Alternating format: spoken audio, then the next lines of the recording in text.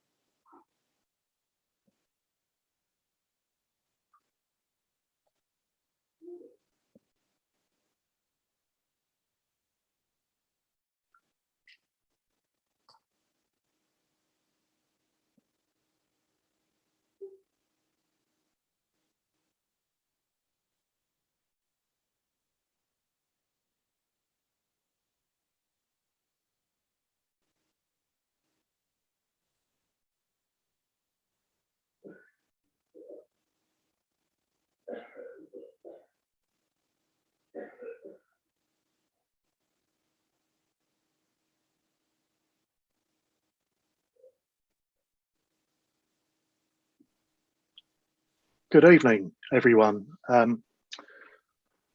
Thank you for joining us, joining our webinar entitled NHS in Crisis, Fighting Back.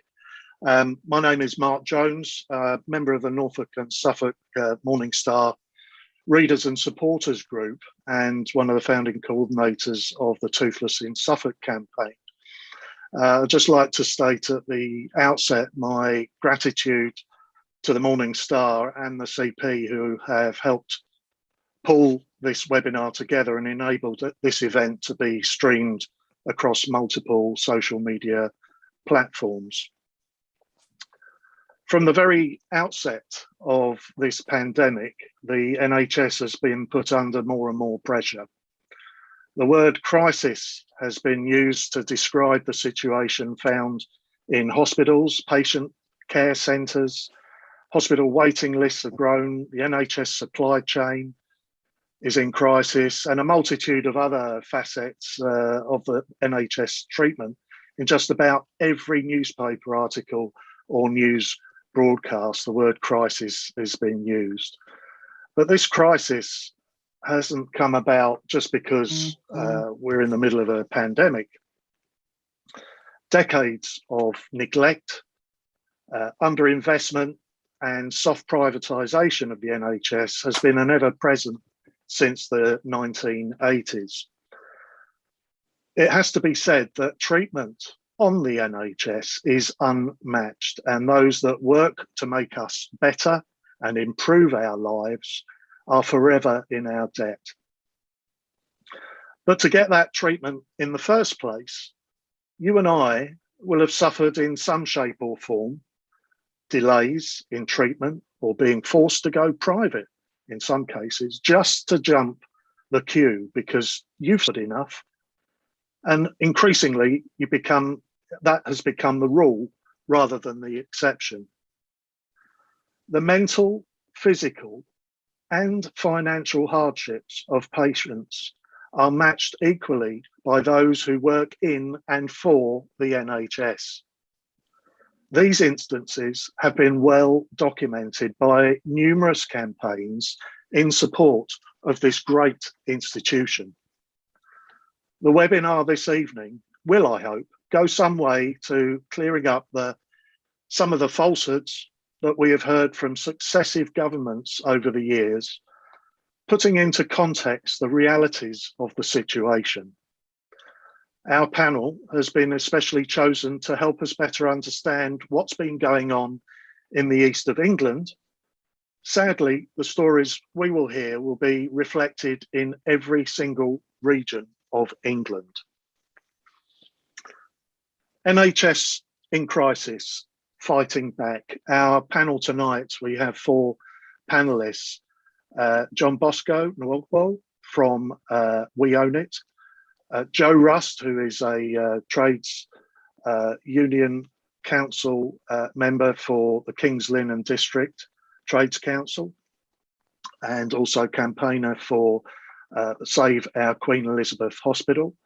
We have NHS dentist Helen Duncan, who has provided the Toothless in Suffolk campaign wonderful insight into the realities of being a NHS dentist and the problems that those dentists suffer on a day-to-day basis.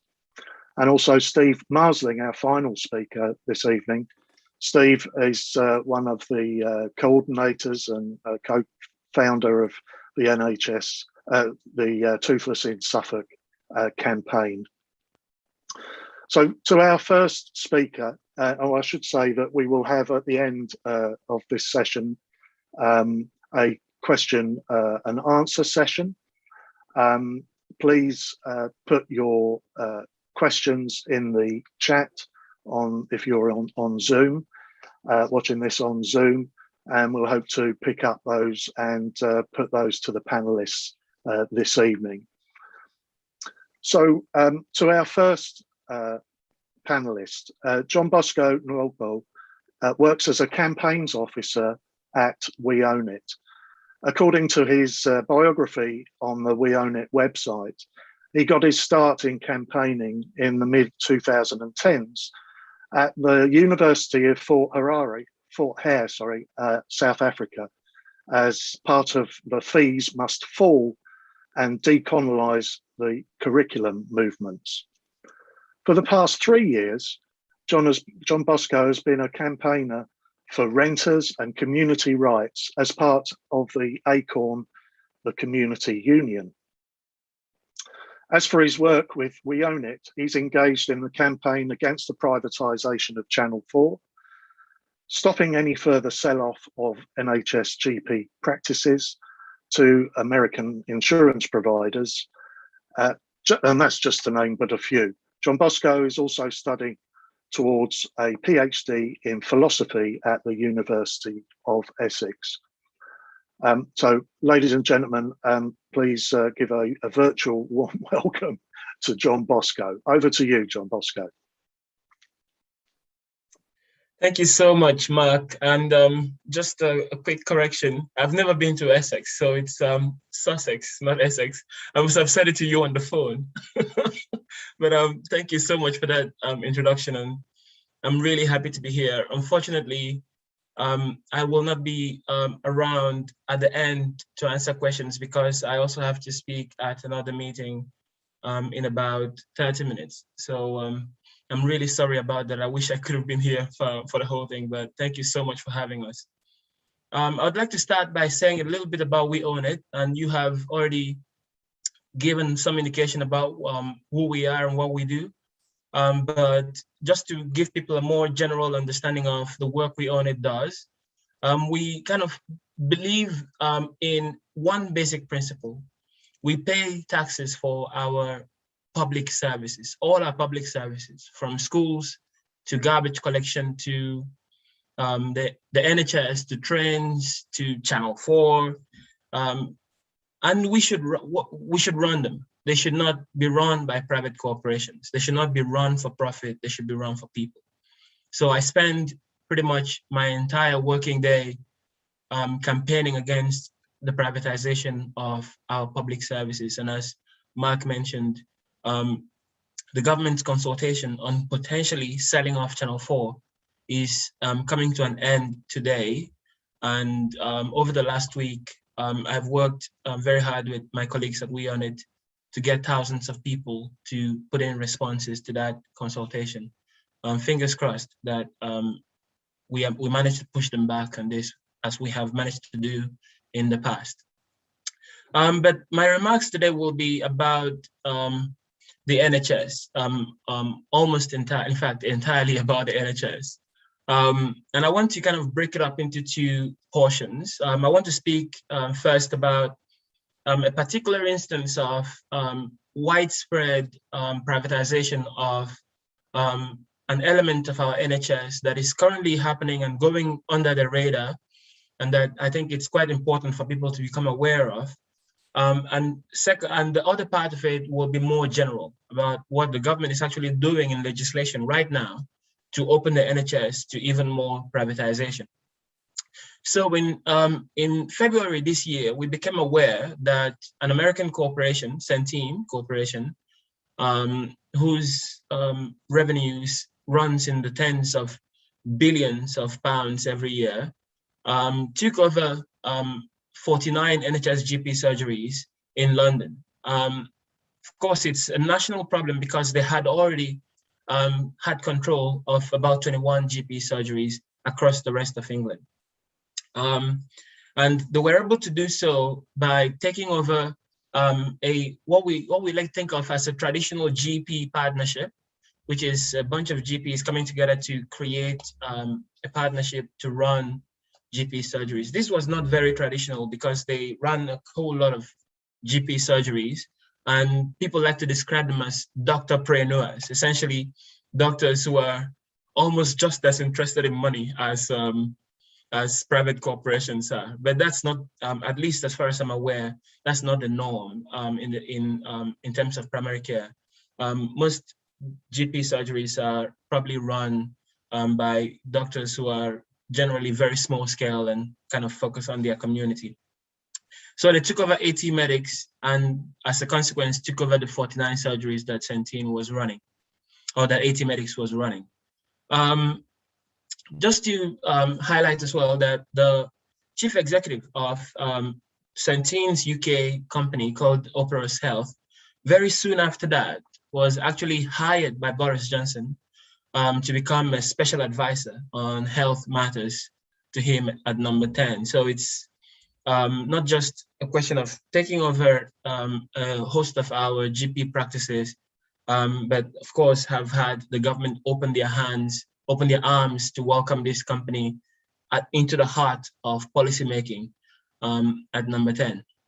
So just to highlight two main reasons why we kind of took on the mantle, and not just us, of course, a good many NHS campaign organizations also kind of started working against Centene running GP surgeries. We initially started trying to prevent them from actually officially taking them over, and that effort is still ongoing. There's currently a judicial review at the moment in the courts to question the legality of the decision to allow them to take over without any kind of consultation with patients. And what we have now started doing essentially is campaigning to make sure that whenever the contracts for each of those surgeries expire, that the local health authorities don't renew those contracts. And we've had some success recently preventing a renewal that was scheduled before we started campaigning, was scheduled to be done for 5 years in Hammersmith and Fulham. We managed to get it cut down to just 2 years. So Centene will hopefully be leaving that practice in the next 2 years. And very recently in July, we also heard that we were able to get the local health authority to end Centene's engagement there in 2 GP practices in Islington, where we had actually really campaigned hard with the help of the 2 Islington MPs, of course, Jeremy Corbyn and Emily Thornbury. They will be leaving those surgeries in July next year, which is very much ahead of what we thought was the schedule. So the campaigning around that is working. But I wanted to say a little bit about why we oppose Centene on this issue, but also broadly why private companies should not be running GP surgeries. Centene has such a terrible track record, and we found that it's really useful to kind of focus in on these 2 elements, their track record and the fact that this is privatization, because we've found that we've actually been able to get a good number of conservative councillors in London, for example, to support the campaign against Centene by highlighting the issue of their track record. They may not be as willing to cooperate on the question of privatization, but the moment you kind of put this company's track record to them in a way that kind of says to them, if you don't do something about this, you know, given this track record, that this company is going to mess up. And everybody will know that we told you about this issue. And if you do nothing about it, then it will be on your hands when it happens. So we managed to get a good number of conservative conservative councillors in London, but also a good number of Lib Dem and other party and Labour councillors as well. Centene's track record in the UK, of course, includes abandoning a surgery in Harlow, Essex, just a few months after getting the contract to run it. And that led the CCG to close down that surgery. And for people who are familiar with that part of the country, if you close one surgery, it means that people who use that surgery could have to travel up to an hour to the next GP surgery. So this had a real effect on local people, and even the Daily Mail that would normally be in favor of a company like Centene actually wrote a scathing article against Centene at the time and called them profit greedy. Yeah, and of course we know that they've also left practices in Leicester and Camden, and it seems to be their pattern, and they're not very ashamed of that pattern. In fact, in their 2019 company annual report, they actually said that it's their strategy to abandon services or contracts that do not, quote unquote, meet their profitability targets. So their track record is one that indicates that this company is going to leave this service if it does not fulfill their profitability objectives. And of course, they have an even worse track record in the US that I don't want to go into here for time reasons. The second, and I think the more important reason why we opposed Centene on this issue, and of course, why we will continue to fight against private companies running GP surgeries, whether it's Centene or any other corporation, is the fact that this is privatization. And just at the heart of the issue, and I think people who are listening to this call or this webinar are likely to be fairly conversant with the idea that if a company is running a public service, their primary objective is to make profit. And Centene has, of course, already demonstrated that in their strategy, but also in their practice elsewhere across the country. That has an effect on the quality of the service people get. It also has an effect on whether or not people actually get that service, right? Because if you get a contract to run a GP surgery and then you close it and get away, because for you it was just a dot or a thumbtack on a board, on a map somewhere that says we have this number of GP surgeries, without actually caring very much about the community, you deprive people of the service. And of course, in actually running those services, their objective is to cut costs and save money. And we've been speaking with GPs who work at some of these surgeries that are run by Centene, and they have been highlighting some of the practices that they've seen Centene actually carry out in order to save money. And when we're already actually seeing the result of some of those, in June this year, the Care Quality Commission, the CQC, looked into 3 surgeries that are run by Centene in London, in Newham, and they found that whereas those surgeries were rated by the CQC to be good in 2018 when they were run by traditional GP surgery, this year they've just been rated inadequate, all 3 of them. And the CQC said that those practices were now unsafe for patients. And those are the results of the cost-cutting measures, as far as we're concerned, of the cost-cutting measures that Centene has put in place in those places. And of course, this is not just theorizing. There are also a study published in the Journal of the Royal Society of Medicine actually found that GP surgeries that are run by private firms like Centene are much worse for patients than GP surgeries that are run by traditional GP partnerships. Of course, ideally, we would like to see that service run by the NHS in the way that, for example, doctors work at hospitals. They have a set number of hours, they do their job, they get paid their salary, and that's it, right? And I think ideally that would be a good model where the buildings are owned by the NHS, all of the equipment is owned by the NHS, and this is not run in that kind of quasi privatized framework. Yeah, and finally, one of the elements of the law that allowed Centene to run GP surgeries is something called an APMS contract. an alternative provider medical services contract. It was introduced in 2004, which essentially allowed companies that are not run by medical professionals to apply for and get contracts to run GP surgeries. Those are the kinds of contracts that essentially allowed Centene to take over API, to take over AT Medics. It looks like the owners of AT Medics had been working hard over a number of years to only get contracts that were given under ATMS contracts. It looked like they had always planned to sell their company, and they knew it would be impossible if they were holding contracts that were not APMS contracts. So this particular kind of contract is one of the mechanisms that's allowing private companies to run GP surgeries. Now, this is just a question of a particular instance where private companies are able to come into our NHS and take over chunks of it. And of course, there are other instances as well. Recently, we understand that NHS England was supposed to put out an advisory to NHS trusts across the country to make arrangements to potentially put out their diagnostic departments to what they called corporate partners, essentially to privatize their diagnostics departments. We raised a bit of a stink about that at the time. I have not heard anything more from NHS England about it. So they have not issued that advice yet. Or rather, they have not followed up on that advice yet. So we're keeping an eye on that. And of course, they're trying to do the same across other areas of the NHS. But I think that at the backdrop of this, and perhaps more important, is what happens at the level of legislation. And you may be aware that the government in July tabled the Health and Care Bill, which would essentially rearrange or reorganize the NHS, essentially from the top down.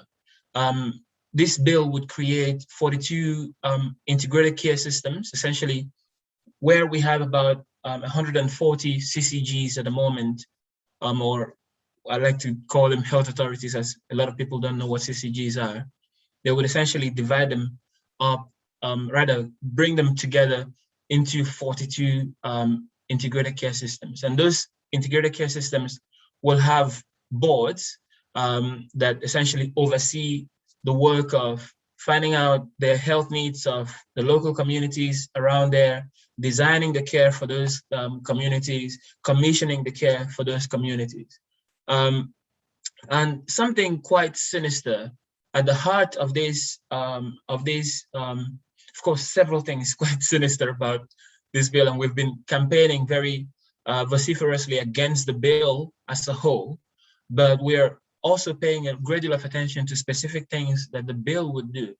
One of which, for example, is the possibility that it could allow private companies like Virgin Care to sit on those boards that oversee this care. So essentially, private companies will be able to sit on the boards that decide what kind of care and who to commission that care with, essentially giving themselves the power to decide to give themselves charge for providing services. Yeah, of course, the government would like people to think that that this bill is essentially an anti-privatization bill, because they are pitching it as saying, well, we are scrapping the 2012 Lansley Act, and that was the bill that allowed privatization to explode in the NHS. That's not an entirely fair characterization of things, but they're casting it that way, which has essentially allowed them to trick the media into thinking that this bill would actually do anything to deal with privatization. But whereas I think the real picture is they're allowing private companies to come into the heart of the NHS where services are actually commissioned. And also without putting in an amendment to the bill that would make NHS trusts and NHS Foundation trusts the default provider of NHS care. What they're essentially doing by scrapping Section 75 of the Lansley Act is allow ICS boards to just hand out contracts to private companies without any kind of scrutiny, right? So this is something that we've been campaigning against really hard for the last couple of months. And we had a bit of good news today, although of course we still have to keep an eye on it. Today was the second day of, so actually the first day of the portion of the bill where the Public Bills Committee investigates or kind of scrutinizes the bill. And one of the amendments that were actually, some of the amendments that were discussed today included amendments that were tabled by Labour that would ban private companies from sitting on ICS boards. And while the government did not support the amendments that were put forward by Labour, and of course Labour in their traditional fashion withdrew the amendments at the end of that process, they're going to retable it at report stage, I understand. But the government actually indicated that they are willing to put forward their own amendment that would ban people with significant interest in private healthcare from sitting on those boards. So it seems that the pressure that we've been trying to put on them is having an effect, but we do have to keep an eye to see the quality of that amendment that they want to put forward, what it actually says, and hopefully we will have some good news on that front. Of course, we don't believe that we're going to have eye-watering success. The government has a solid majority in Parliament, but one thing that we're going to be trying to do throughout is really putting pressure on them. And hopefully, Labour also put an amendment that would ban APMS contracts, and we're going to be working as hard as possible to get those amendments into the bill in some form or the other. Obviously, the government may not accept it in the form that that Labour is putting out, that we would like it to be put, but at the very least, we would like, first of all, we would like the bill to be scrapped, but failing that, we will work as hard as possible to get a bill that is less bad than it would have been without the intervention of activists trying to put pressure on this. So that is really where we should be working really hard, because once we can sort out this problem at the level of legislation, then this provides us the tool to actually kind of deal with the more kind of consequent efforts at privatization that I described earlier. Thank you so much for having me in. I wish I could stay for questions, because while I was speaking, it just occurred to me that there are questions that people might be asking about some of the things I was saying. And somebody just asked if it is nationwide. Yes, it is. Our campaign on the bill is nationwide, and you can, of course, sign up on our website, weownit.org.uk, to get involved in that. Thank you so much. Thank you, John Bosco. Absolutely fabulous hearing all of that. What a great communicator you are. And it shows, you know, John Bosco's so eloquently shown that gains can be made and they can be achieved through well-organised pressure groups, such as We Own It. Do please, I implore everybody who's either watching this live or indeed watching this at a later date, to just point their browser to weownit.org.uk and also to their that's their website, and also to their social media platforms as well. Please give them a follow, give them a like. They are, We Own It, John Bosco and his colleagues are helping to unpick the jargon that's bandied around in newsrooms and on news platforms, Sky and BBC, by government ministers and so forth, and their supporters. But I'm absolutely very grateful that you were able to join us, John Bosco. I know you have to dash now. But I'm sure everyone here will join me in wishing John Bosco and everybody at We Own It, the team there, fantastic team, do some incredible work that really help put into context what's going on. We wish them very well and all the very best for the future. Thank you very much, John Bosco of We Own It. Thank you. Okay, moving on, our next panelist. By the way, you're watching a live stream, or maybe not, you're watching it back, a live stream of NHS in Crisis. fighting back. Our next panelist goes by the name of Joe Rust, a resident of Kings Lynn, a port and it's a market town in West Norfolk, where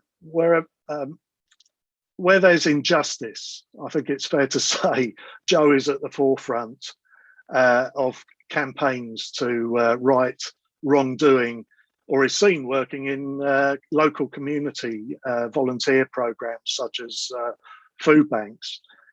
The campaign to rebuild Kings Lynn's Queen Elizabeth Hospital, Save Our QEH, has put into sharp focus the decades-long lack of investment in local healthcare facilities.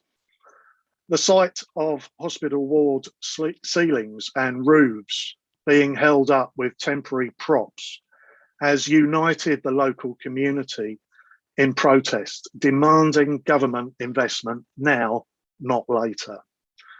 Joe sits as an independent councillor on Kings Lynn and West Norfolk Borough Council, and is secretary of the Kings Lynn and District Trades Council. So a very, very warm welcome to you, Joe, and you have the floor. Thank you. Thank you very much. Thank you for that lovely introduction, Mark. Our Trades Council, of which I've been the secretary for over a decade, is incredibly active here. And I'd go as far as to say that our organisation in Kings Lynn is the one that does the majority of the campaigning in our area. And we have done right from the word go when it was reformed back in 2009. And so while I am an elected borough councillor, the work I do in the campaigning in the area is predominantly through the Trades Council. I have far greater flexibility to do it that way. It's because of this campaign work that it was the reason that as soon as the depth of the severity of the situation with the Queen Elizabeth Hospital was known to us, we instantly rose to the occasion and started to campaign in defence of it. Bearing in mind that the Queen Elizabeth Hospital has been a focus of much of our campaign work anyway, whether it's staff pay, terms and conditions, or supporting strike action, we are there. And we're also there when it comes to the wider defence of our NHS, including acts that undermine it and acts that open the door for wider privatisation of services, such as the type that John Bosco described, although it was certainly an education to me to learn about the APMS contracts with our GPs practices. So I'll certainly be doing my homework about that later on. On the Queen Elizabeth campaign banner, our logo is alongside that of the East Anglian People Before Profit, which I'm also a member of. And I know that we've got some People Before Profit members here this evening. While People Before Profit isn't party political, it most certainly is political, as all the cuts and lack of services that we're suffering from stem from over a decade, as Mark introduced, over a decade of austerity. It's particularly been worse since the Tories took over in 2010. And we all know that, but when it comes to our hospitals, we have worked hard to keep this campaign, to keep party politics out of it, because that's the only way we are going to unite the community. Around here in the vote for Brexit, 67% voted to leave the European Union. Many of those were for issues to do with immigration. And at the last election in 2009, the Conservative winner had only been here for 4 weeks before he got elected. So we know that they're very much Tory focused around here. And if we want to get their support, we have to keep it non-party political. But we absolutely know that it is. People Before Profit is a national organisation with similar aims to groups like People's Assembly. And we feel strongly that people should come before profit, and we should have secure and well-paid jobs. And we certainly shouldn't have to pay for the mess up of COVID or now Brexit.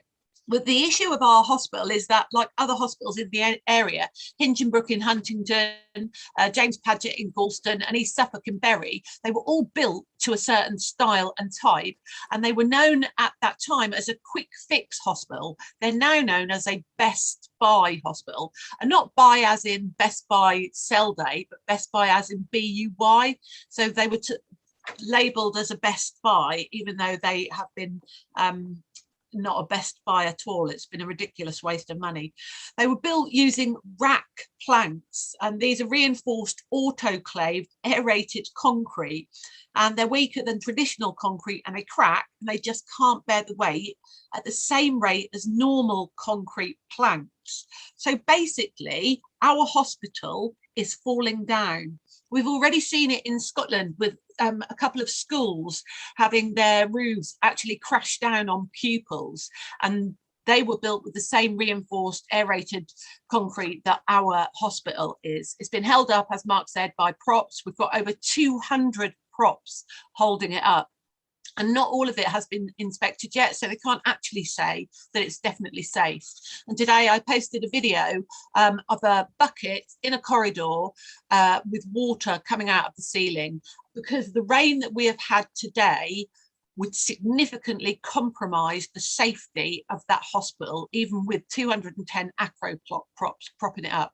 And it must be incredibly unnerving for patients and staff having to go to work there and seeing that. So a hospital that was built when they knew it was only going to be good for 30 years is now over 10 years past its Best Buy date, and we should have had one opened back in 2010. But of course that didn't happen. The people in charge of the hospital back then, and our MP, Henry Bellingham, and we had the same MP from 1983 to 2019, little break when the Blair days, you know, but he and successions of hospital management did nothing to change this situation. I consider our MP the most negligent, because while we see a revolving door in hospital management, he was the one that was here all the time. He was the one that was in post 3 years after our hospital was opened, and he did nothing about it, and it should have been replaced 9 years before he went in 2019, but he did nothing. Our campaign to save our hospital really started on April the 1st. I would say it's funny, but it was no joke.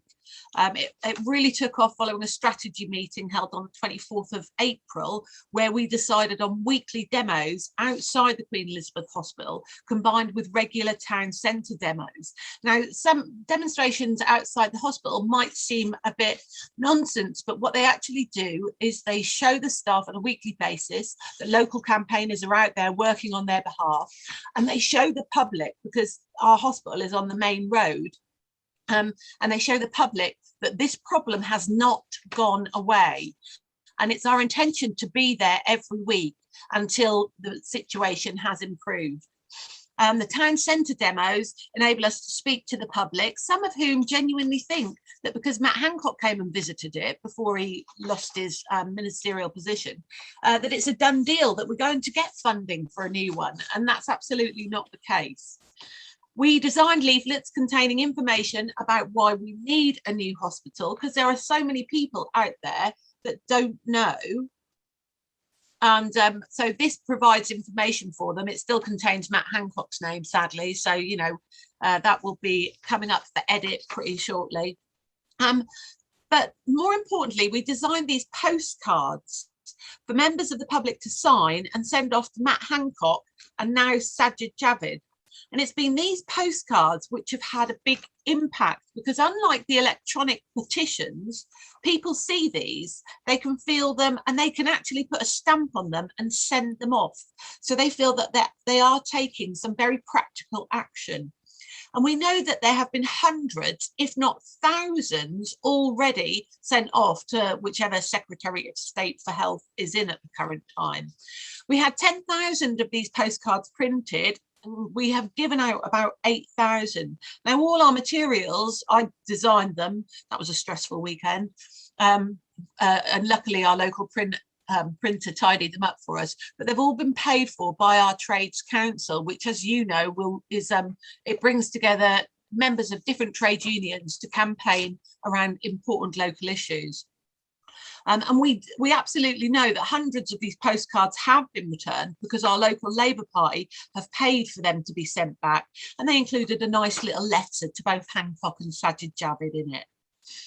We also had a really large rally, a march on the National NHS Day when Jeremy Corbyn came to King's Lynn and spoke. And although that prompted quite a bit of attention and not all of it positive, it maintained our campaign at the forefront of local publicity. And it was wider than just King's Lynn. It made the local news look east as well. And that's one of the main focuses of our campaign. We have to keep this in the forefront of people's minds. We've had numerous town centre demos, but also in the smaller towns, which are serviced by our hospital, because while it's only a mile up the road from me, it actually services an area of 1,500 squared kilometres that covers approximately 331,000 people. So it's really important that we go out to see where the people are rather than expecting them to come to us. This is part of our fight back against this crisis. But they have come to us as well. I sent out a motion to all parish councils in the area, asking them to pass this motion, showing their support for not just the campaign, but supporting the Queen Elizabeth Hospital. And about 25 of them came back to say that they'd passed the motion, and they also requested postcards to be sent to them. And the campaign is been in the paper a fair few number of times on a practically monthly basis. And each time it is in there, it results in people phoning me up or emailing me asking for postcards to be sent to them. So it's been really successful. Tomorrow we're off to Parliament to hand deliver our postcards to the local MPs, and we hope to Sajid Javid. We're taking a local reporter with us, and it's been covered on Radio Norfolk. And we make sure that we get the maximum amount of publicity from everything we do. You know, there's literally a press release goes out all the time. And we have to do this, as I said, to make sure that people know getting the funding isn't a done deal. You know, Matt Hancock might have said, oh, it looks bad, but he didn't guarantee any funding. This is what we want. And there are too many people out there that think, you know, because they've signed a petition, that's it. They don't need to do anything else. We know that the Tories don't care about the NHS, whether it's our dentistry services or our NHS medical care. And we're pretty much the same as you here in Norfolk, certainly in King's Lynn, with a lack of NHS dentistry available. And we have to also remember that our MP doesn't even use our hospital, and neither did the previous one. Their primary residences are in London, and that's where they'll get their health services from, unless of course they have an accident in King's Lynn and they have to be taken to N&E.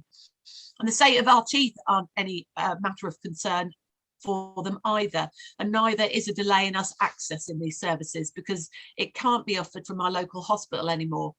And we have to travel to Norwich or Cambridge. People keep saying that our hospital won't be closed, and in matter of fact, I'm one of them. But just because they won't close it doesn't mean that it won't end up as little more than a cottage hospital if we don't get the funding for a new one. Because there is no doubt that without funding, it will lose services. It'll be physically impossible for it to continue to offer the same level of care as it currently does, because the fabric of the building just isn't up to it. They already have to care for the bariatric patients in specific and limited areas because they're too heavy to go on the second floor. They're hiving off services to the bigger and better funded hospitals like the Norfolk and Norwich and like Addenbrooke's. And if we lose our A&E and maternity services in King's Lynn, that's it. We won't have a district general hospital anymore. It will just be a cottage hospital. And this is a risk that this is going to happen because staff won't want to come and work at a hospital that currently has to have safety signs up warning them to use an emergency phone number if they hear creaking sounds or if water starts coming through. Would you want to go and work in a dodgy building like that? So it's almost inevitable, because we won't be able to get the staff, so they won't be able to offer the services, and they can't offer the services because the building's falling down. Hospital management have already put in a bid for one new build that was refused last September. So while we have to pretend it's not party political, the fact that the Tories have already turned them down once is clear evidence that it is. They've since put in another one, which contains a bid for a new build, but also one of which is for a phased redevelopment, meaning it'll be cheaper in the first instance, but far more expensive in the long run. And we might end up with a half completed building if we can't get the phased funding to go with the phased redevelopment. So watch this space. We won't be fooled by any announcements of a new build, because if they offer a monetary sum of only a couple of £100 million, it sounds a lot to the ordinary person, but it will only put up a fraction of the hospital that we need.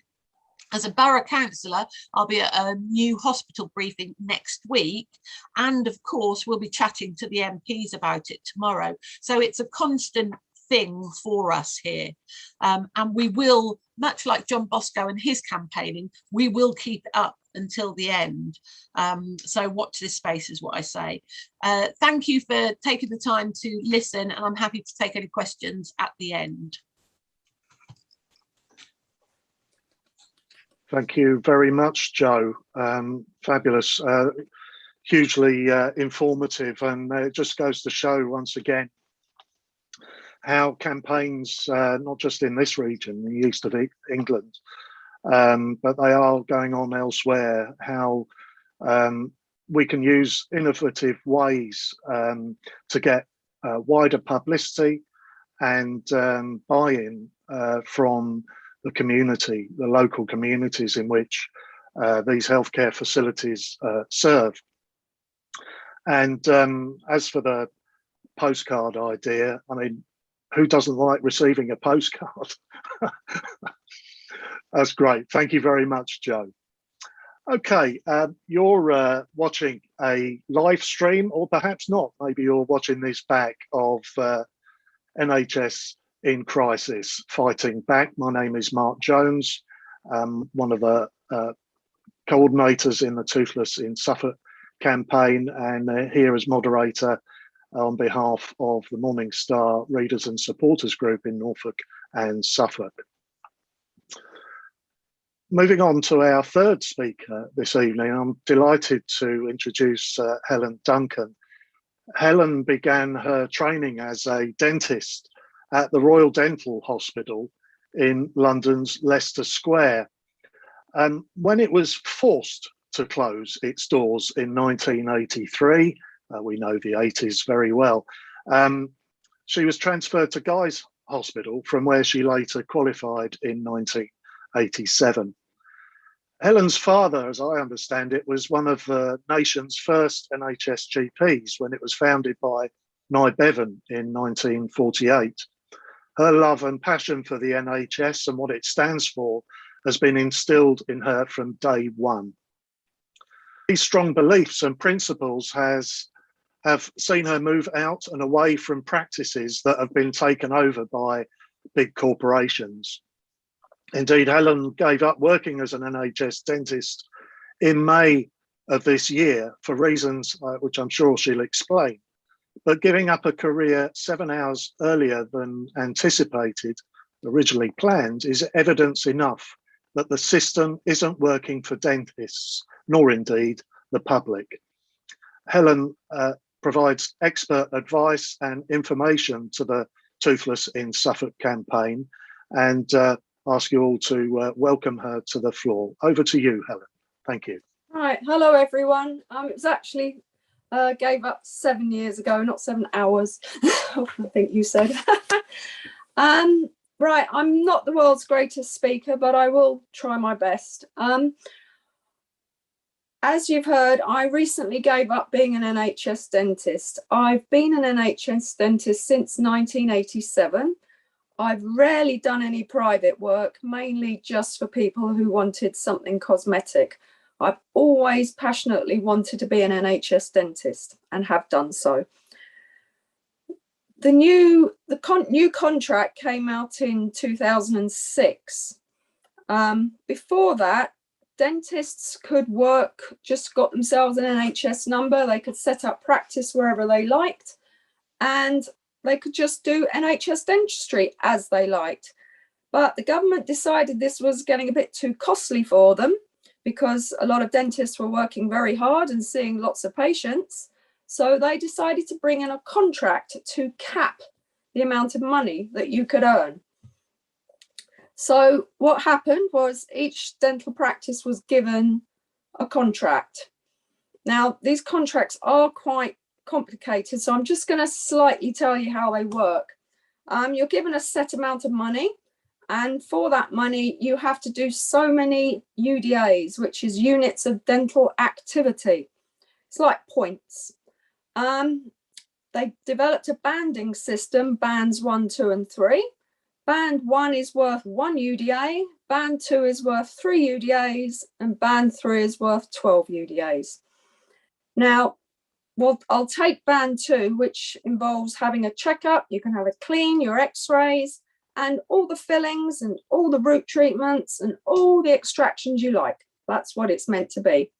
Now, the patient pays £65.20 towards that, and the dentist receives about £80 for that. So really the government is only contributing about £15 to that treatment. Now, the problem is, if a patient only needs 1 filling, that's great. But what if someone comes to you who needs 10 fillings, 3 extractions, 4 root canal treatments? We get paid exactly the same amount. So I always give the example of, if you went to a pub and a pint of beer cost you £5, that's great. But if suddenly the government said you can have as many pints of beer as you like in that one session, what would happen to the landlord of that pub? They'd go bankrupt. Now, we often hear on the radio, on the news, everyone loves to bash the dentist. We're very greedy, evidently. All we think about is money, money, money. And one of the reasons we do think a lot about money is because dental surgeries are very, very, very expensive places to run. You've got staffing. I just can't explain just how much you have to pay to run a dental surgery. It's ridiculous. Now, the NHS money that you get barely covers the costs. So a lot of practices have to do private treatment. And you'll find that a lot of the mixed practices that do NHS and private treatment, the private side is actually funding the NHS side. You'll rarely these days find a pure NHS surgery. They just cannot afford to run it. I recently went to a meeting and I actually got laughed at because I am just an NHS dentist. They couldn't understand how I wasn't doing private. I have just given up dentistry because the pressure of trying to get your UDAs on time, you have to do so much work to get this. You get paid so little, and you can't afford on the NHS to use the best equipment, the best materials. You are skimping. And I've just got to that point where I'm not prepared to skimp on the patients. They don't deserve it. Yeah, so I therefore gave up dentistry. My stress levels were very high. My mental health was going downhill. So I had to give up. And as I've said, the NHS has lost a dentist that could have worked for another 7 years. Now, I'm not the only person that's given up recently. COVID, a lot of dentists have given up. In Leiston, which is where Toothless in Suffolk started, 2 dental surgeries have closed down. Now, they belong to corporates. And one of the reasons I think that they've closed down is because they can't do enough private work to cover the NHS.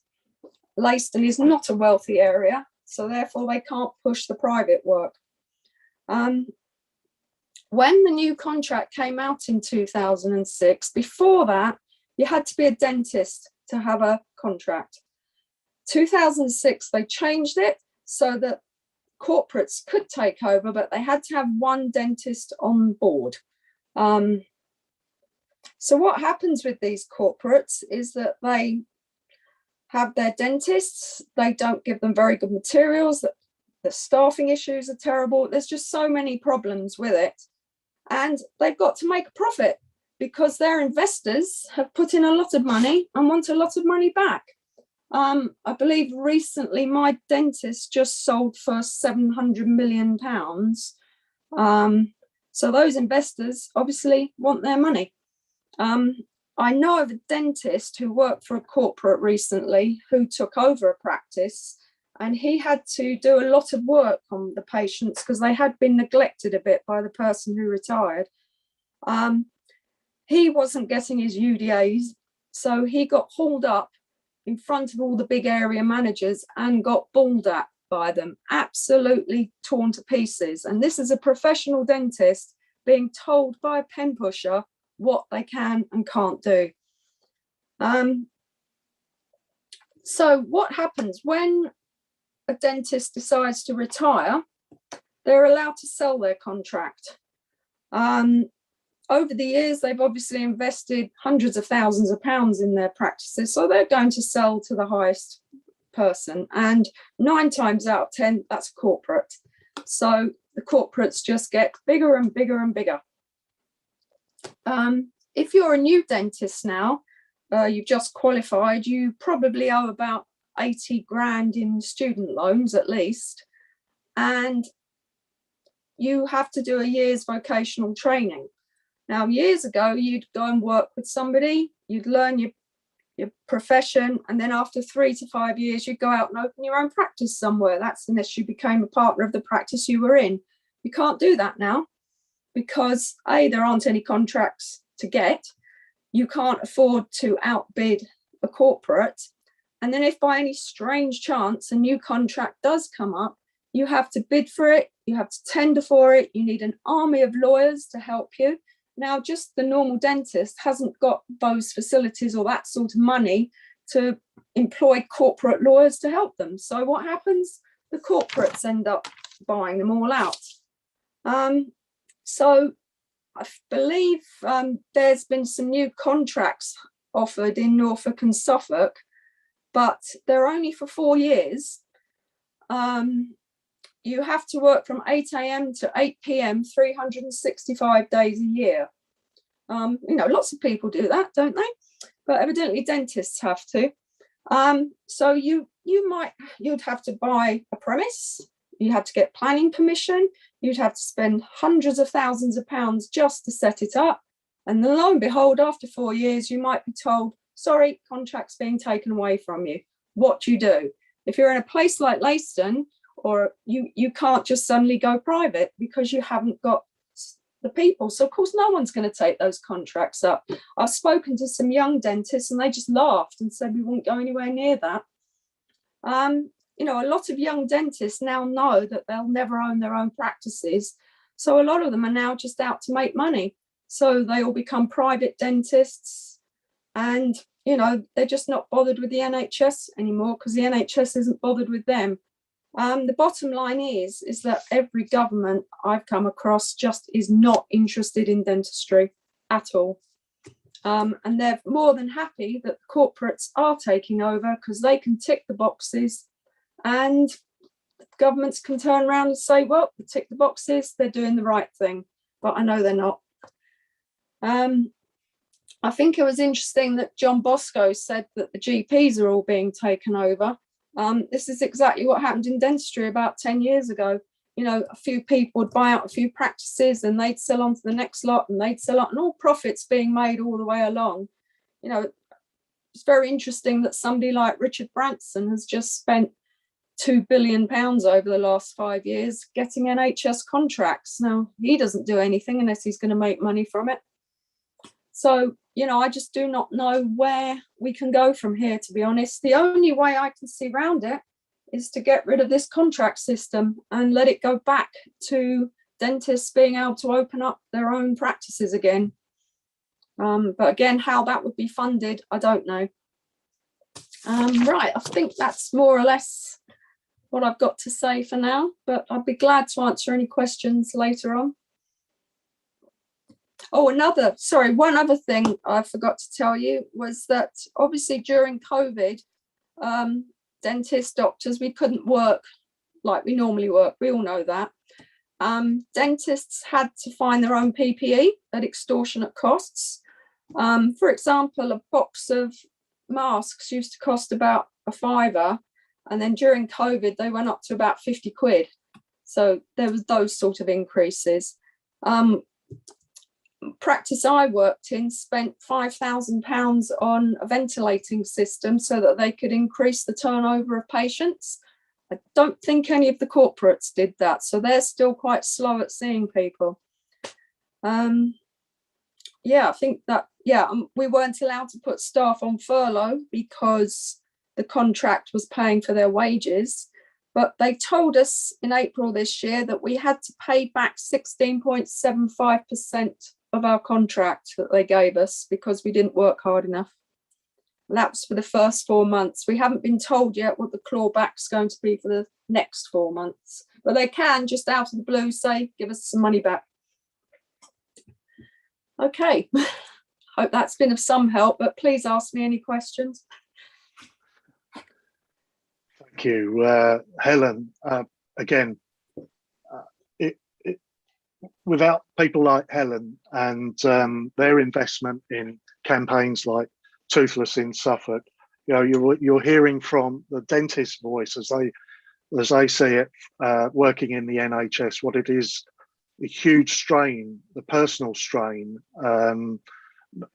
personal and with family, extended family, etc.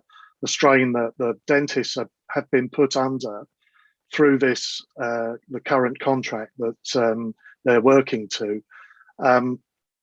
I think Helen, if I may say, I think your contribution tonight, and thank you again for it, I think it will be a reference point for campaigns across Suffolk and Norfolk and beyond the east of England. And I think by having experts as part of your campaign or any campaign, it offers that campaign a huge impetus, huge insight into the real challenges that confront us on a daily basis. Thank you for that. And I think what also Helen has highlighted, as she mentioned about the, and I strongly believe, and we in the campaign and others outside of the campaign looking at us have come to sort of form a common opinion on this, that the fact that the Norfolk and Suffolk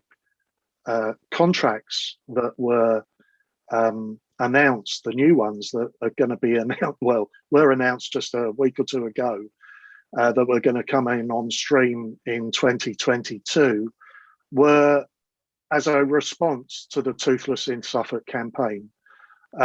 We have certainly made our voice heard, and our next guest, our next panelist will no doubt be speaking about that.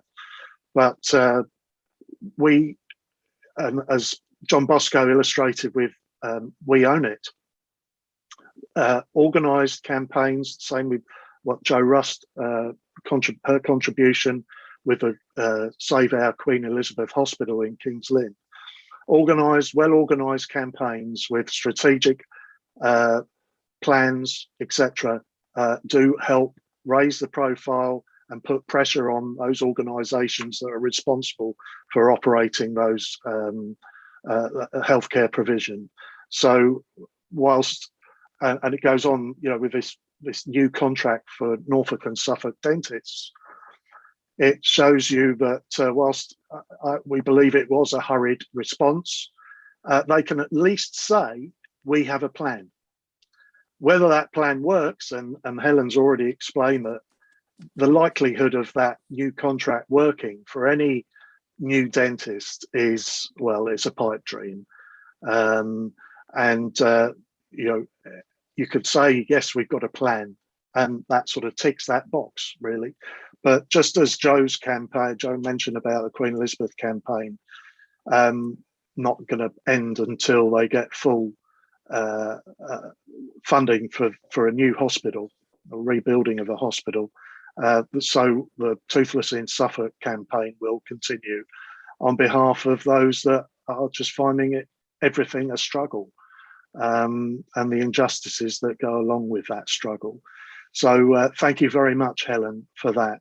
And we'll no doubt we'll have some questions for you later. But we'll now move on to our final speaker, Steve Marsling. Originally from South London, Steve has a long and arguably unparalleled record in fighting injustices wherever they may be.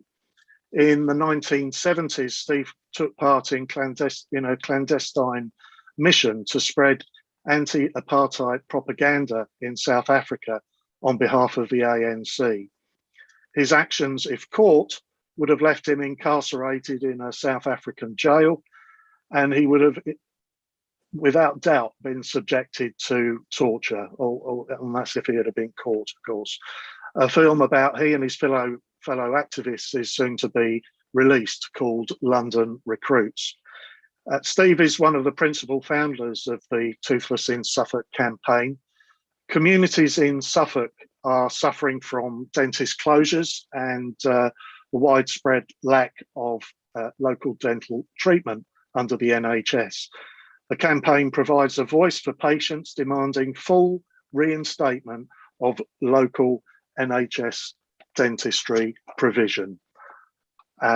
Everybody, welcome Steve Marsling. Thank you.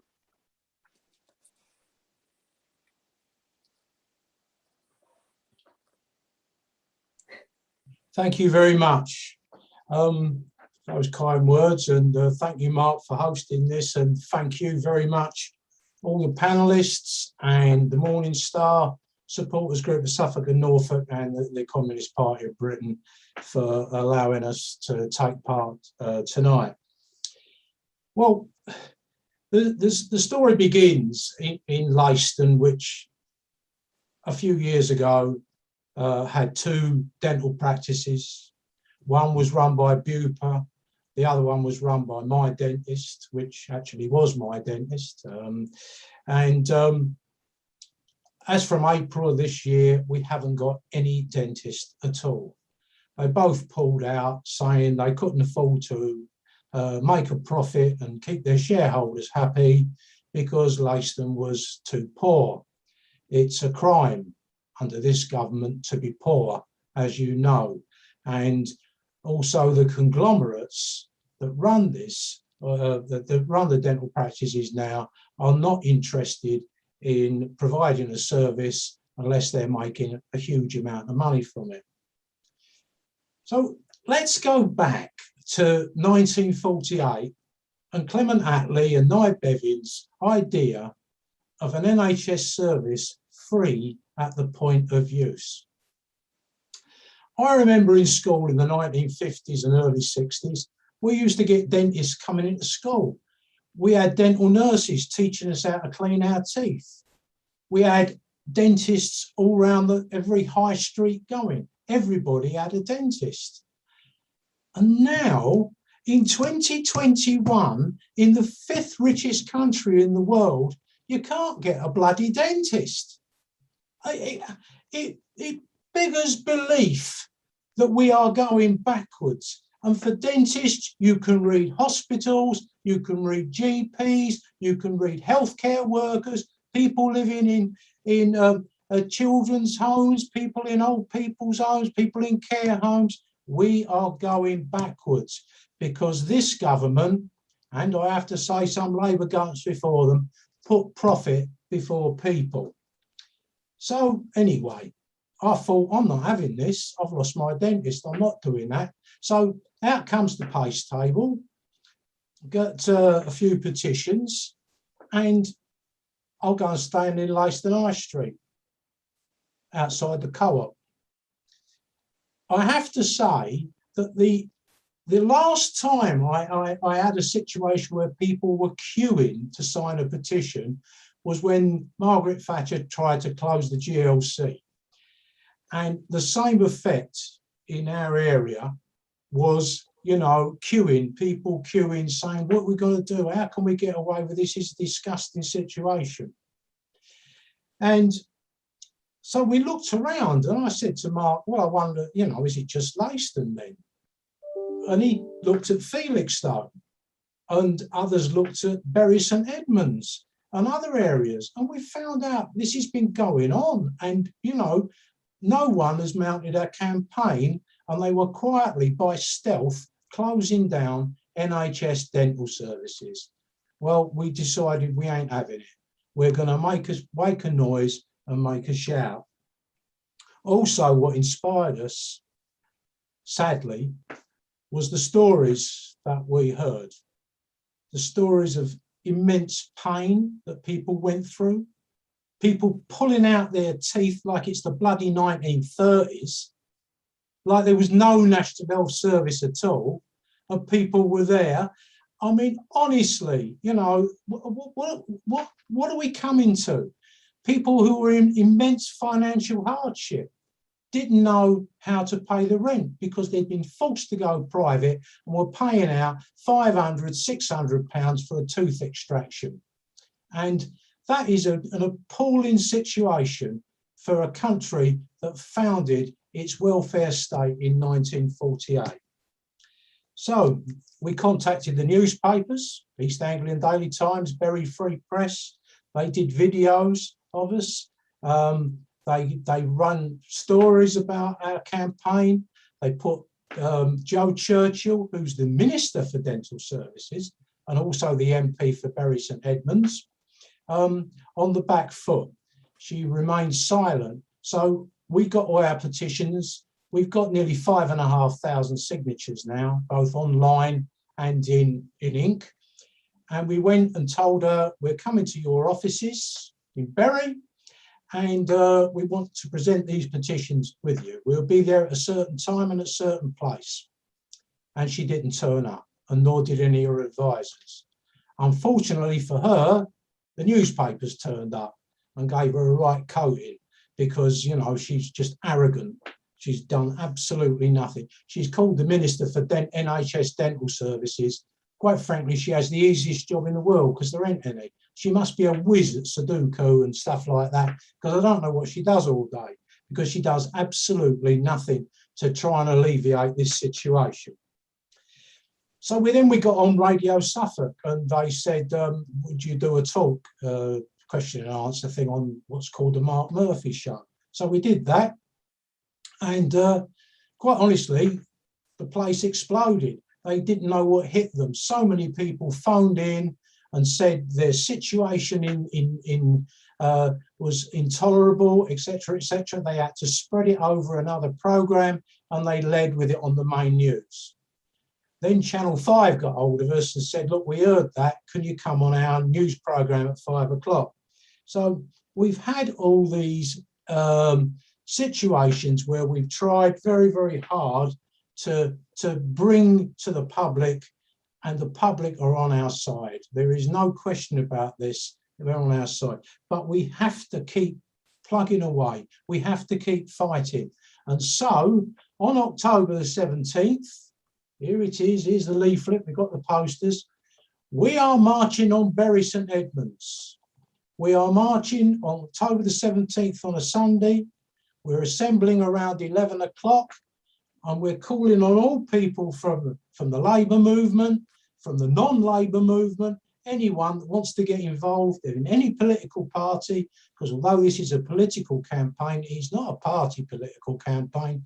We would love to see you there, where we'll do a short march and then a demonstration in the Abbey Gardens. And we want it as big as possible, because we have to find out a way to make these people pay attention.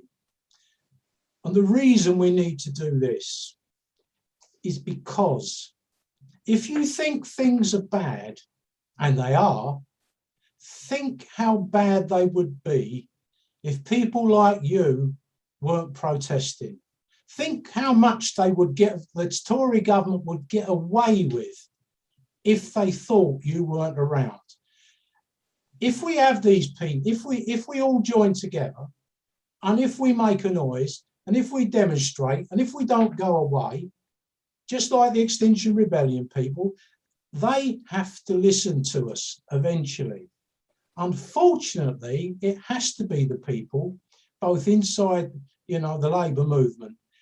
We're getting no help at all from the Labour leadership, and it pains me to say that, but it's a fact. They don't want to know. They're too frightened of their own shadow. So it's got to be individual people, individual Labour Party members, Green Party members, Communist Party members, who will help us, even Liberal Democrats if they can get off their backsides. You know, we need these people, and we need them to come together on October the 17th. Another thing we've found is that it isn't just in Suffolk, as Joe said, it's in Norfolk. We've had people from Yorkshire saying, well, it's just the same up here. So we're going to go to the next stage of a campaign where it will be toothless in England as well. But please, please come to the demonstration, October the 17th. Give us a hand. We're still carrying on with our street stalls. We're still battling. We ain't going to give up. We're going nowhere until we get these dentists back.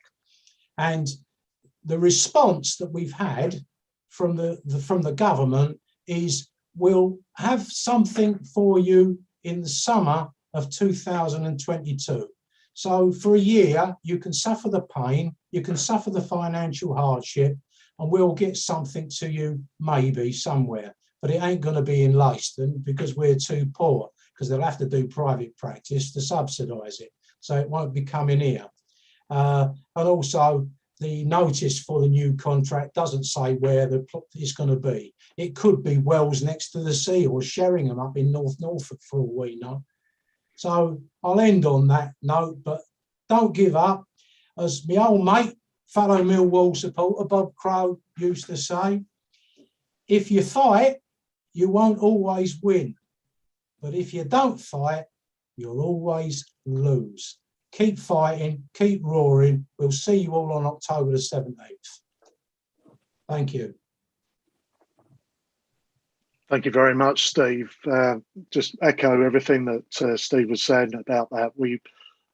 All of us, every single one of us on this webinar, panelists, right through to those who are watching this now and in the future, all those who have joined the campaigns across the country are in awe of the NHS and what it does, and what it can do for us as a population, as citizens of England and Wales. We must support the NHS at every opportunity, and just really as an aside to well, Steve mentioned about the street stalls. You know, I've been running street stalls for a number of months now since we launched the campaign in Leiston, Felixstowe, and there's been some in Bury St Edmunds as well. The stories that we hear, the testimony that we hear from those that come to our stand and want to sign the petition, they're telling us these stories that, quite frankly, I've been close to tears I'll be honest with you, I've been close to tears with some of the stories.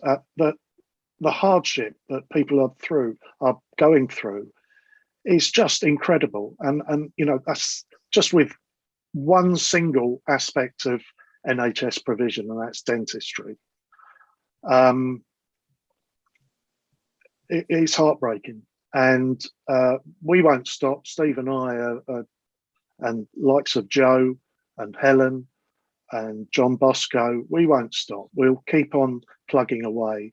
But one of the things that on the street stalls, people have been coming up and saying, I'm lucky, I've got a dentist, but I'll sign your petition because others I know haven't got a dentist. And that's the sort of spirit that we need. All of us need, every one of those panelists and those that have been running webinars on this type of issue up and down the length and breadth of this country.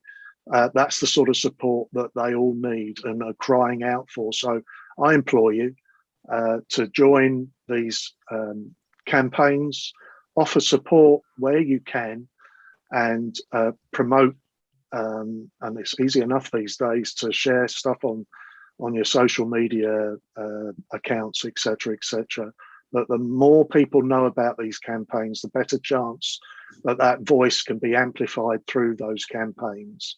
So please join them and support them. We're going to go now to, we've got around about 10 minutes or so. It's not a lot of time to have a Q&A. And we've got some questions that have come in. And I'll begin with this one from a gentleman in Cambridge, Frank. He says, and we'll ask Joe to kick this off, if I may direct this one at Joe. There are so many campaigns for the NHS. Can't the TUC pull them all together so they can support each other and raise the temperature, the issue, raise the temperature and raise the issue publicly through the TUC? I think it's a really good idea, and I was sort of when John Bosco was telling us about the APMS contracts, I was thinking, why don't we know about these through our trade unions? And when he was saying, I know about integrated care systems, but I didn't know that people from private companies will be able to sit on these boards. I thought it was bad enough that the CCG could commission their own services, but this sounds even worse. And my thought was, well, why aren't we finding out about these through our trade unions? But for some of them, we're going to have limited membership in them. So although our GP services to us are part of the NHS, they're actually all private contractors. And I know that John Bosco said that many of them were small scale and work for their local community, but that's rarely the case now. When it comes to what we perceive as the NHS in our hospitals, a lot of those campaigns, so, for example, our campaign about the rack planks, I've reached out to some of the other people in the areas that have rack plank hospitals to see whether they wanted to do a coordinated campaign, because they can be, they can get out of hand, they can get large, but I don't think there's a joint string that the TUC could take and tie them all together in an easy to understand way. I mean, I do think that John Bosco made a lot of it easy to understand, but it just gets fast because it is about the privatisation of our NHS. Ultimately, that's what it comes down to. But the NHS will say we will always be publicly funded. So it's difficult to get this comprehension from the public about what we're arguing about. So sometimes I do think we need to keep our campaigns individual and concentrate on things like terms and conditions on the wider from the wider TUC. But in matter of fact, I'd just like to see more trade union engagement at every level, because that's one of the things that we've noticed is severely lacking in our campaign, and that's a take up from the trade union members that are actually in the hospital. We do have trade union members that are involved, but very few of them, bearing in mind that it's one of the biggest employers in the town. So, you know, I think that Frank's idea is a good one, but I think that the TUC would see it as unwieldy and unmanageable and difficult to bring central strands down.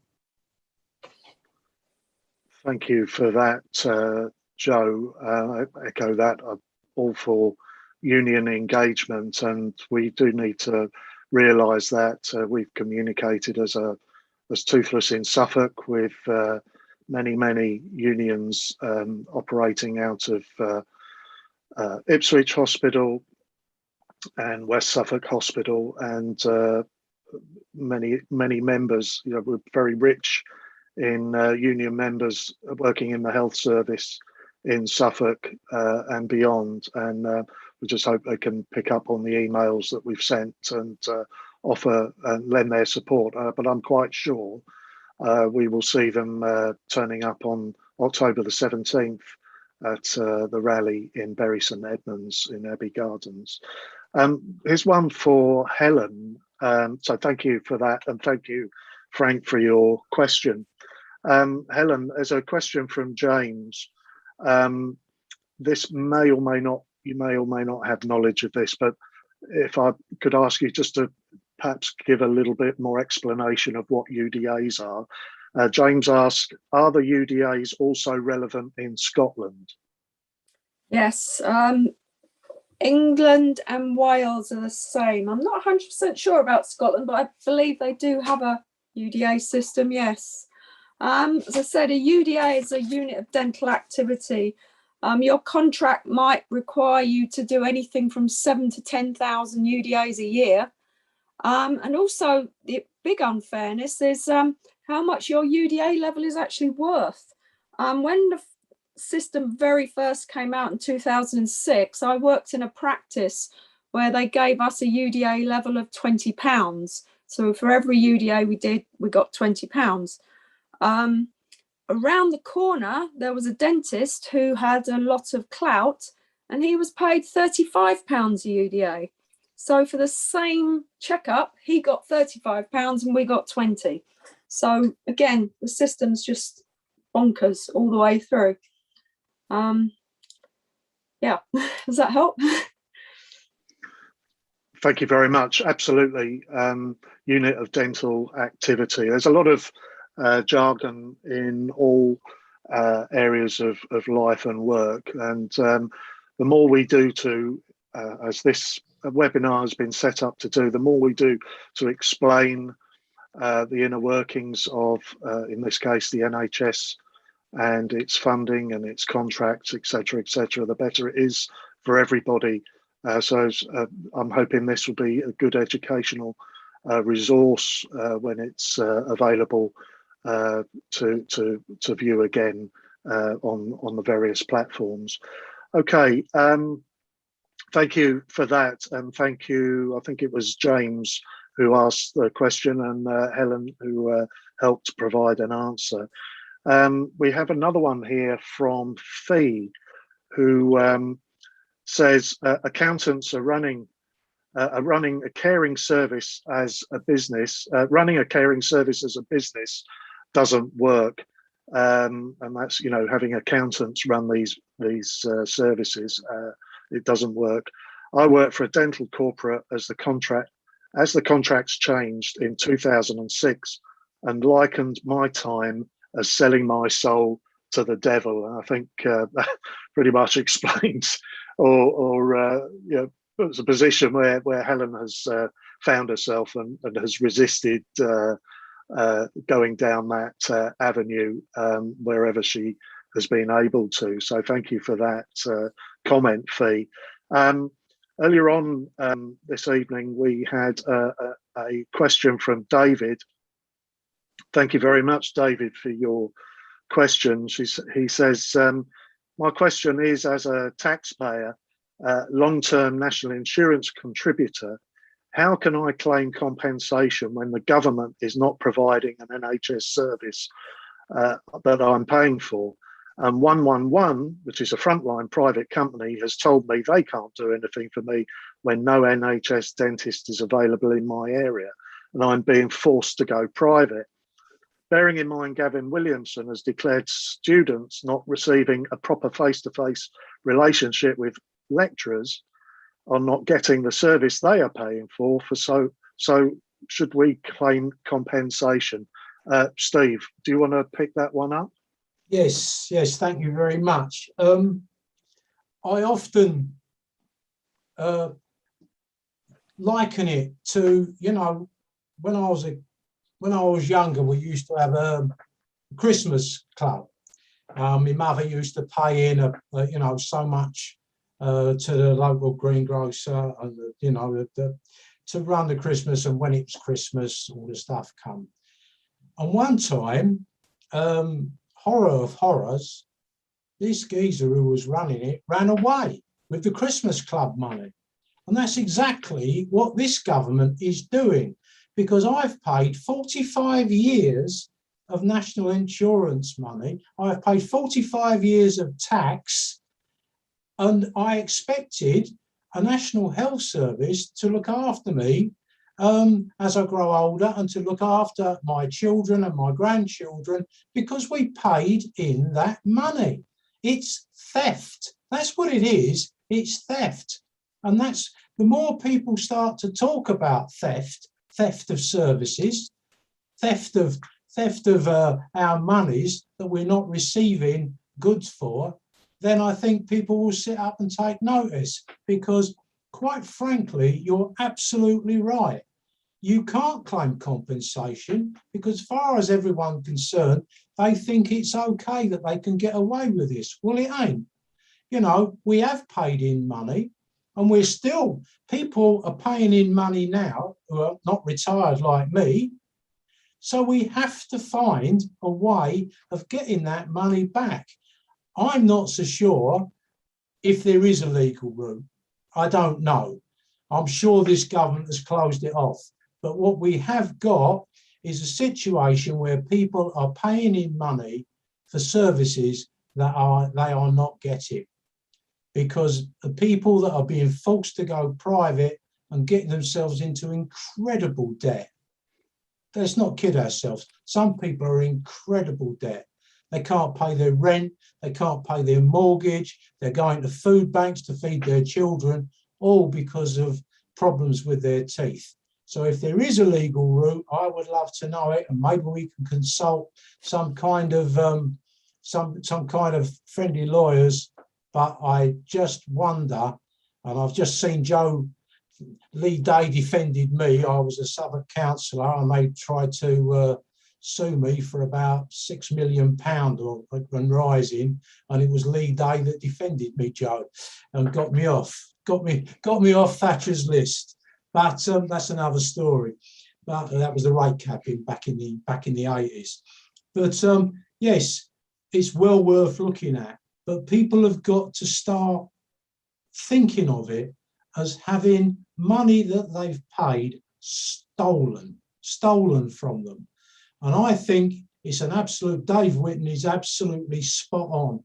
We should be looking at this, and Lee Day would be the people to go to, I would think, to find out whether we have a legal case, because we have paid in this money and we are not getting any services for it. Thank you. Thank you very much, Steve and Dave, for the question. It's a question that, you heard Steve say that we've not heard from the Minister, Joe Churchill. We've not heard anything. It's been radio silence despite several attempts, several contacts with her office through email, etc. We've not heard back, but it's something we're demanding, obviously, a delegation, send a delegation to Joe Churchill, the Minister for NHS Dentistry, and that's one of the points that we'll put to her. You know, where's the compensation for those that have been forced to go private? I'm going to draw this webinar to a close now. I'd like to thank everybody who has attended, including the panelists, for their valuable contributions and insight into the struggles that they are going through and those that they're working on behalf of. I'd also like to thank Phil and David and Calvin and those at the Morning Star and the CP for helping put on this webinar, and encourage everybody to support the Morning Star. If you can pick up a paper, the Morning Star at your local news agent, then please pick it up. It's a newspaper that's out on a daily basis, printed 6 days a week, and you will see that it's a paper that hasn't been bought by and refuses and will never be bought by the establishment, and it speaks truth to power. Please urge everyone, once again, the message is get involved in your community action groups, those that, and we're focusing on the NHS, please join up. Please, if you want to start a campaign, a toothless campaign in your neck of the woods, get in contact with us. If you're in West Norfolk, go out and support the weekly demonstrations outside the Queen Elizabeth Hospital. and stand up and alongside Joe Rust and the many campaigners that are outside the hospital. Show your support for the campaign, and in so doing, you're showing support for those NHS workers. As far as NHS dentists are concerned, they're not a greedy bunch.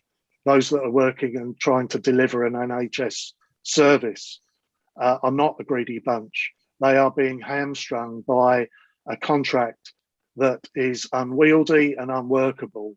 And those proposals for new contracts are equally so, unwieldy, unworkable. We have to join together. We have to campaign to improve matters, not just for ourselves, but for those that are providing healthcare for us and on behalf of the NHS. Thank you, everyone. I wish you well. Thanks for joining us, and we'll see you soon. Keep fighting. Thank you.